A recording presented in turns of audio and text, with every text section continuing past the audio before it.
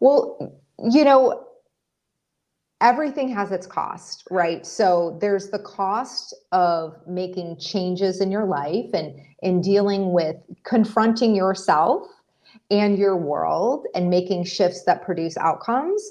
And then there's the cost of taking a medication, both financially as well as health consequences.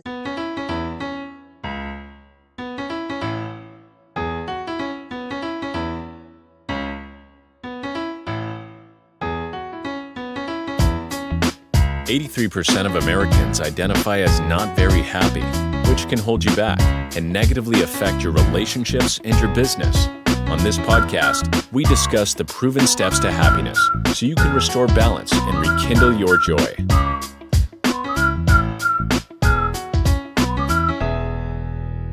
Welcome to another episode of How to Be Happier for Entrepreneurs. We've got a super cool topic and a super cool guest all the way from Switzerland. Dr. Jessie, welcome to the show. Thank you so much, Brad. It's a pleasure to be here with you and your community. So we're going to talk about, I should say, something that a lot of people in this world struggle with, and that's weight loss. And we're going to jump in, as we always do, with a hard-hitting question. So Ozempic, that is the new buzzword in weight loss. You hear it on TV commercials, radio commercials, internet, everywhere. I got a buddy in the gym who literally owns a cleaning supply store, and he's getting ready to open up Ozempic clinics in the Northern Virginia area. So tell us about Ozempic. Is there a natural Ozempic? Is there such a thing? And then we're going to talk about what your thoughts are on the drug. Yeah, absolutely. Well, so first, Brad, I think it's important to understand how these drugs, how these GLP-1 agonists work, and then look at how they work and how we might produce those physiological responses, shifts naturally. So, the GLP-1 agonists, such as Ozempic, right? Some of the ways they work is, one is they slow the emptying of food from your stomach. So they keep food in your stomach longer than it normally would. And why this is germane to weight loss is that our stomach has these things called mechanoreceptors. They're receptors that sense when the stomach is stretched. And when the stomach is stretched, a message from these nerves, these mechanoreceptors, begins to make its way to the brain, among other, to do many different things. But one of the things it does is it starts to communicate to the brain that you're full, that you've been fed. So the satiety begins to kick in.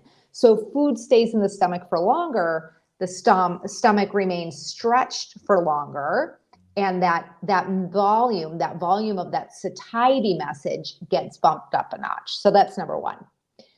Number two is there are actual hormones. So that's like a neurological response, but then our body also has hormones, which are different kinds of communications that cue satiety. Hormones like leptin, hormones like cholecystokinin, and these satiety hormones, these are actually increased with these GLP-1 agonists, with things like Ozempic. Thirdly, GLP-1 agonists decrease our hunger hormone, ghrelin being our primary hunger hormone. So we have so far stretch our stomach longer so that our brain gets the message, you've been fed, right? Satiety cycle begins to be reinforced. Two is actually the increase of satiety hormones. Three is the decrease of hunger hormones. And four is stabilizing blood sugar through bumping up insulin production. And when blood sugar is stable, we are going to feel more satiated. When our blood sugar hits the ditch, which happens in reaction to elevated blood sugar, that is going to tend to promote hunger, among other things, irritability, difficulty focusing, things like that. So to kind of sum it up again and talk about some of the primary ways these medications such as Ozempic work is they keep food in your stomach for longer, they increase satiety hormones, they decrease hunger hormones, and then they help stabilize your blood sugar. So with each of these, we could start to get curious and say, okay, what might we do in our naturally to impact each of these aspects, to impact how long food stays in your stomach, if we just start there. So firstly, with that, we could start to look at our consumption of fiber. So fiber is a great natural way to slow emptying from our stomach. And the nice thing about fiber is it's not just going to have that impact. It's also going to have a positive impact as it pertains to our cholesterol and heart health. It's going to have a positive impact as it pertains to our microbiome, which our microbiome is the key to so many different health kingdoms, right? It is going to play a role in, stabilizing our blood sugar as well. So we have this one point of leverage called fiber, which we can get from fruits, from vegetables, from whole grains, from beans and legumes, things like that. All of these amazing sources of fiber, those are going to slow the emptying from our stomach into our small intestines. We also have supplements such as glutamine, which is going to slow emptying from our stomach into our small intestines. And one of the benefits of glutamine, besides that, is that it also can be really helpful for healing what we like to call a leaky gut. So, two easy ways to begin the process naturally of slowing emptying from our stomach. The next thing that we can look at is promoting our production of our satiety hormones. And our satiety hormones, also we get a double hit there with this fiber. So fiber is going to bump up the production of leptin. Fat, so consumption of fat is going to help our body produce cholecystokinin, that satiety hormone one of the satiety hormones I mentioned. And then we also have sufficient sleep. So sufficient sleep is a great way to make sure your body is able to maximize its capacity to communicate that it's been fed. So again, we have fiber again showing up as a superstar. We have fats, and in particular, I'm going to vote for heart healthy fats like avocado and olive oil and olives and nuts and nut butter. And all of those things do a lot of other great things for our body as well. And then we have sufficient sleep, which of course, does many other great things. So all of that is in the world of satiety hormones. Then we have decreasing production of our hunger hormones. We see fiber showing up as another winner in that category. We see omega-3 fatty acids, which are found in fish and seafood, showing up as a great way to tap down our hunger hormones. Vitamin D, whether it's from being out in the sunshine or actually taking a supplement. A lot of people do require vitamin D supplements to keep their vitamin D levels in a nice hearty range. Those are all great points of leverage for tapping down hunger hormones. So, Dr. Jessie, someone's listening to this and they're like, that's really cool, but man, that sounds like a lot of freaking work. I'm just going to go to the weight loss doctor and get a prescription of Ozempic. What do you say to that person? Well, everything has its cost, right? So there's the cost of making changes in your life and in dealing with confronting yourself and your world and making shifts that produce outcomes. And then there's the cost of taking a medication, both financially as well as health consequences. And I would include that in that unknowable unknowns, right? So,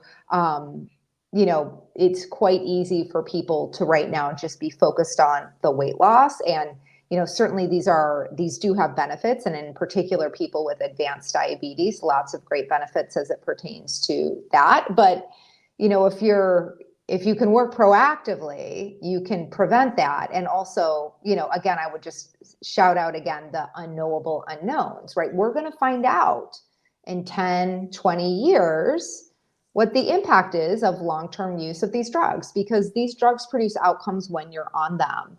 When people go off them, it's uncommon for people to retain the outcomes they've produced, right? Their physiology eventually goes back to what it was, and they also haven't learned anything or a lot in their life that would allow them to navigate,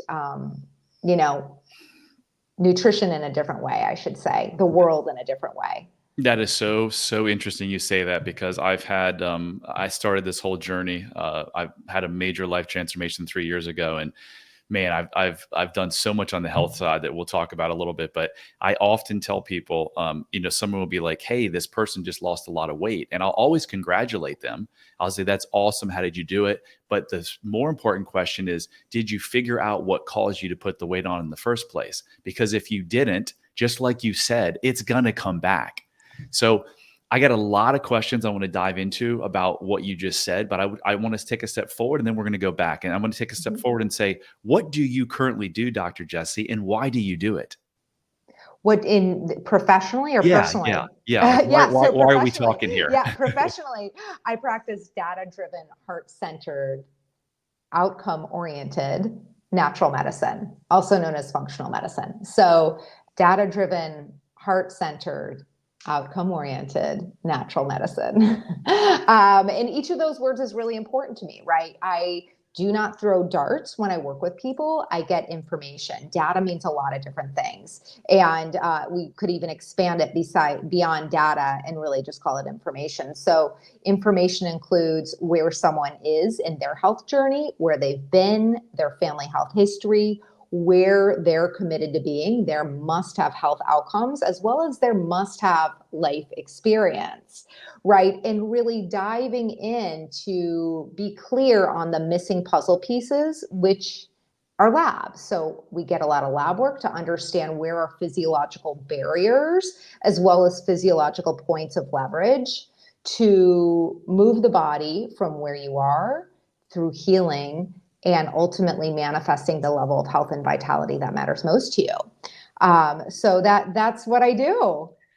So do you focus more on weight loss, or is that just the topic that we're chatting about today? I work with a lot of people on weight loss, and I like to call it sustained weight mastery, right? Because I really see that people have inherited a broken paradigm in this area of their life, right? They've inherited an all or nothing approach that shows up as overindulgence or deprivation, overindulgence or Mm. deprivation. And the thing with this is it's two different sides of the same coin. And the coin itself is self-aggression, right? So self-aggression being expressed as overindulgence or being expressed as deprivation. And when I partner with someone, we step into a whole new journey. And that is a journey of authoring your middle ground, your middle ground. And authoring your middle ground is really stepping into coming from a place of self-love and of honoring your health as sacred and doing it with information, right? Not blindly. We're actually doing it based on data, but we're also doing it in a way that really is self-honoring. I love it. And why do you do this work? Oh my goodness. I mean, to me, it is, it's a truth like gravity, like try and argue with it. It's not going to turn out well. That when we feel our best and when we look our best, we can be our best. And I know that's certainly true for me, right? I've seen this show up time and time again in my life. And so as I've done the work myself, to me, it just became so clear that like there's no greater privilege for me in this life than being part of someone else's journey to realize their fullest potential. And health is foundational for that. I love it. You mentioned self-love, and I'm huge on self-love and have been for 3 years. If you're wondering what your level of self-love is, do yourself a favor. Do yourself, your family, your health, your business, everyone in your life a favor. Go to unlocklimitlessyou.com/quiz and take our 3-minute self-love quiz. It could start you on a journey that could forever change your life in ways that you don't imagine. So, Dr. Jessie, we're going to go back to some really cool things you said in the first part of this episode. Alcohol and gut biome. What are your thoughts on alcohol and its effect on gut biome? I mean, is that a leading question? I mean, Maybe. it's not good.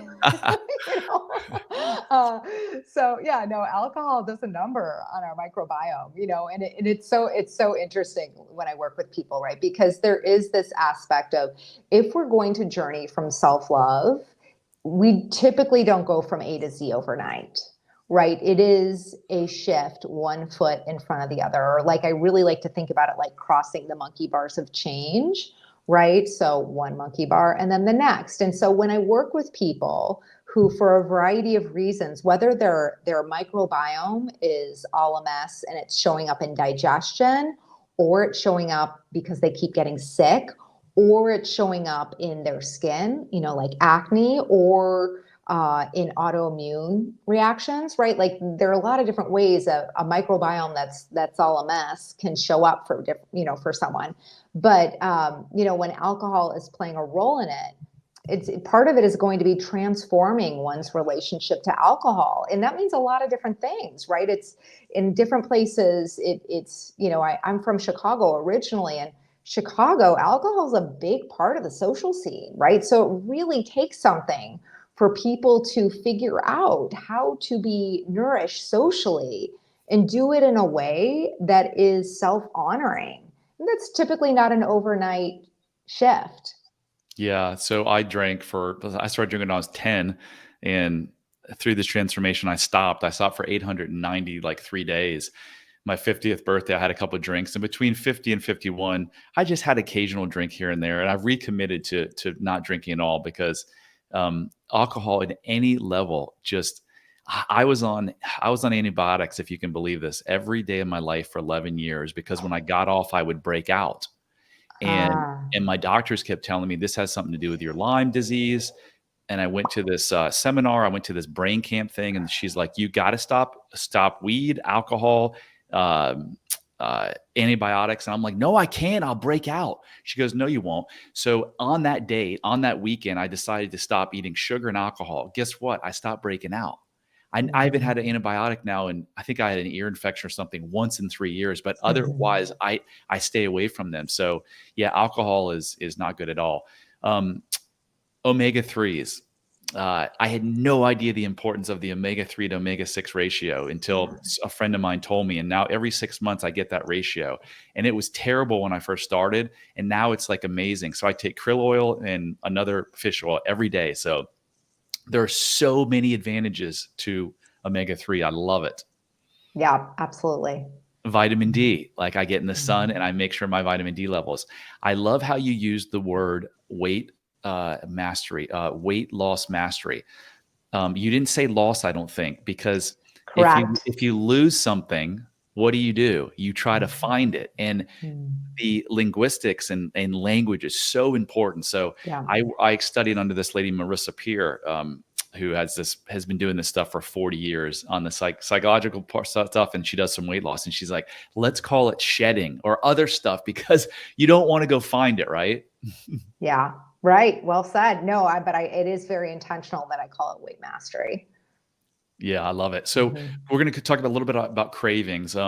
I have a really clean diet, so I don't get a lot of cravings. And I figure I haven't had any. I was on vacation 2 weeks ago, so tomorrow will be 2 weeks of zero, like sugar, as in a dessert. And the more you get away from it, the less I crave it. The more I eat it, the more I want it. So I don't have a lot of cravings. I'm really fortunate. I haven't eaten breakfast in a long time, but I started again. And I usually drink a shake, a protein shake packed with vegetables and fruit at noon, and then a normal dinner. But for those folks who have cravings, I was watching a video yesterday where it says, don't go eat the grape or the apple or the orange alone. Mix in some protein, mix in some fiber, mix in some yogurt or cream cheese or cottage cheese, whatever. Can you talk a little bit about that? And then what are the 5 root causes of cravings?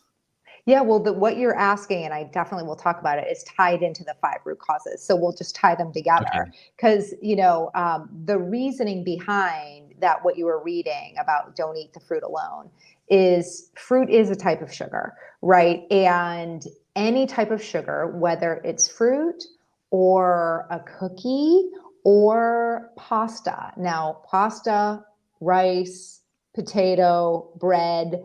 Yes, I know they don't taste sweet. They have the same physiological impact. They are turned into glucose immediately upon ingestion, right? Being broken down and absorbed. And what I think is so interesting is when I work with people, sometimes we bring a continuous glucose monitor, a CGM, into our work. And I love it when they first, we'll bring it in after a little bit of working together, because I think it's really important for people to have a foundational understanding of their body before they use such a device. Otherwise, it becomes overwhelming and they don't know what to do with it. And we want a foundational understanding.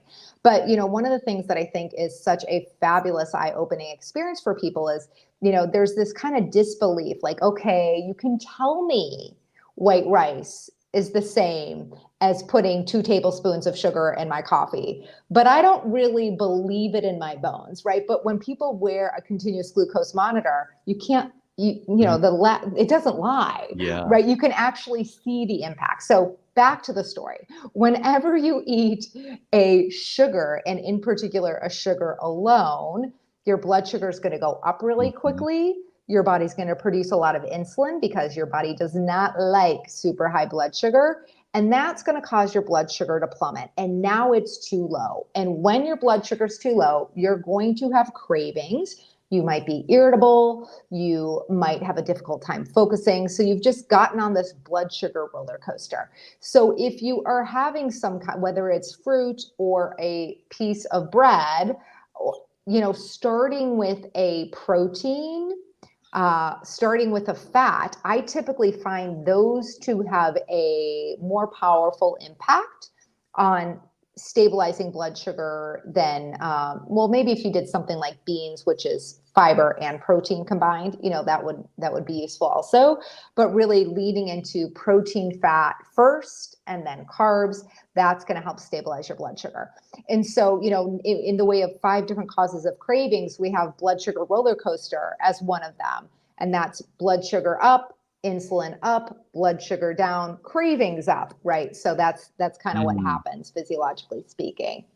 So interesting. So if anyone's listening to this, like if you don't take anything from this show, take the one thing that if you're going to make a bad choice and say go eat like a bag or half a bag of tortilla chips, eat the chicken before or eat the beans before, and then you can still have your chips, but eat it after, and then it's going to lessen, right, the spike and the crash of the blood sugar. Yeah. Well, and I'm going to jump in here as your linguistic friend. Thank you. And invite you to remove the word bad, right? Bad choice, right? Because the words bad and good, this is all part of the inherited paradigm, right? Foods are not bad and good. They just produce certain outcomes. You either like them or they don't, right? So we could say foods that are aligned with your intentions or commitments, or foods that aren't aligned. Or we could also say nutrient dense versus low nutrient, right? Speaking to the quality of the food rather than when we bring morality in there, it's just a matter of time before shame shows up. And shame is really just not a good recipe for thriving. I love it. I did slip there. I'm starting to get to the point where in the world, there is no such thing as good or bad. It just is what it is. Yeah. Is it a match or not? Right? Yeah. Got it. So I spent 3 weeks in Italy in June with my daughter, and I noticed that people were pretty fit, although they ate a lot of pasta. And I think I know that in European food standards are much tougher than in the United States. Is that the case? Yeah, I would say, there's so many different things that are different about what people eat and how people eat here. On the what people eat here, portion sizes are a lot smaller, just as a whole. You won't, we live in Lucerne, and you won't find a salad restaurant, right? There's no sweet green or protein bar, or, anything like that. It's hard to get a salad to go here. But also, like, people actually sit down and eat. And, it cracks me up, Brad. I will walk by shops, and just the vast majority of the shops are closed from anywhere from 1 to 2 hours for lunch. And the first time I saw that, I just laughed. I was like, why can't you be like a normal person and just like, eat while you're working, because that's what we do in the United States, right? But people actually step away from work, eat lunch, and go back to work. So there's just a whole different, experience around eating here. But yeah, the food is whole foods. It's, it's locally made bread, it's locally made cheese. It's we have, I could hike to a farm where I could buy cheese Oh my gosh, in that's awesome. about, 15, 20 minutes from here, from our front door. So it definitely is a different experience. And even, I know for myself, when I'm in the States, I do not feel well if I eat gluten. Like even trace amounts, I feel it in my digestive tract. It just doesn't work for me. But here, I don't eat a lot of gluten, but I can do some. And I know that's the same for a lot of people. I believe the strains are different in the US versus Europe. And there's more gluten in the strains in the United States. So gluten is a protein. And so the wheat that we grow in the United States has more gluten because it makes it grow a little faster. And that's important to us in the United States. So we pretty big obesity epidemic in the United States. Yeah. And I know through the work that I do that there is partly to blame is childhood trauma and unprocessed, stress, right? I've heard that just what we just talked about, the ingredients in food. I've also heard experts who said, it was the introduction of seed oils in the early 1900s where things really changed. What is your thought on what the heck is going on in the United States in terms of this rampant obesity? Yeah, I mean, there's a pretty clear line in the sand from the early 90s on. And so ultra processed, high calorie, huge quantities food, fundamentally speaking. I don't know what it was like for you growing up, Brad, but I remember when I was growing up, it's like, people were kind of all mostly the same weight. There wasn't a huge variation. There was a little bit here, a little bit there of someone being maybe a little bit heavier and a little bit less, but there wasn't what we see now. So, to me, it's the ultra processed food that was introduced in high quantities and addictive food, like food that was actually engineered with the intention of having people eat more so that companies' profits would grow, right? And so to me, that's actually perhaps one of the silver linings of this cloud that is the Ozempic era, right? That I read an article a few weeks ago that was talking about how big foods are starting to consider making more nutrient dense foods. Oh wow, novel idea, right? So at this point, I don't really see people going back to, the 1950s of cooking most of their meals at home, right? That's an unlikely future. So if we can start to bring in foods that are pre-made, that are higher quality, have higher nutrients, things like that, we could actually be getting somewhere, in the long run. So do you believe, I guess, and have you seen working with your clients that a lot of weight issues are from the stress and of childhood? And if Oh, so, it's so many different things, right? It's so many different things. Yeah, I mean, sure, childhood trauma can play a role for people for sure. Anxiety as a whole, whether that's stemming from childhood or not, there are physiological causes. If inflammation is elevated, it's going to really shift the way people's metabolism works as a whole, right? So there are a lot of different root cause reasons why people are struggling to lose weight. And, there's something to do with their relationship with themselves, their relationship with food, their relationship with others, their relationship to feeling safe.